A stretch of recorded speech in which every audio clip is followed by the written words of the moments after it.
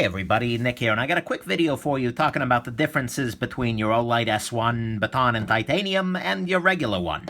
First off, if you haven't yet, go ahead and watch the review of this little guy, the regular Olight S1 Baton. I'll link it below, because all the good, the bad, and the ugly of this guy, by and large, applies over here too. I'm just going to talk about the differences.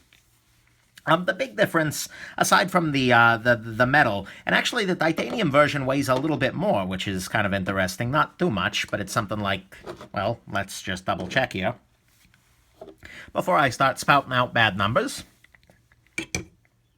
Difference between 2.08 ounces and, wow, I'm throwing everything. Oh, it's all downhill from here, folks. 2.08 versus 1.7 ounces. That's your difference there between these guys. But more importantly, are some of the other differences. The big one for me is color rendering. So some flashlights, when you shine them at things, display color in a fairly true way. They give a fuller spectrum of light, and so it's just much more pleasing to look at. And this light here, the Olight in titanium, has a much better color rendering.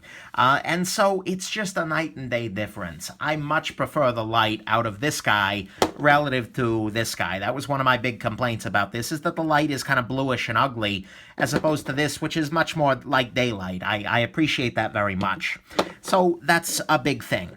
The result, though, is usually when you get better color rendering, the brightness goes down a little bit. And so this guy, the regular one, feels slightly more bright. But both of them are very capable of being outdoor bright, and I really do prefer the light out of this, even if it's slightly dimmer. This guy is much prettier, quite obviously. I mean, I do love this coppery accent. I'm a copper fan, though, so, yeah, that's a nice thing. And, so that's one difference, but it's also a little easier to find in near dark. I'm really tired of matte black flashlights because, hey, you're going to need it in the dark. What color should we make it? Black, so you can't find it in the dark. Great idea. Big fan of that. But everything else is still about the same. All the other good, the bad, and the ugly apply. I will say that, from my personal perspective, the titanium is the clear winner. If I had to pick one of these guys, I would carry the titanium all day long. But it's also $30 more. You're looking at about $50 versus about $80. And that's a sizable difference. And once you hit $80, you're in the territory of like your D25A or your D25C.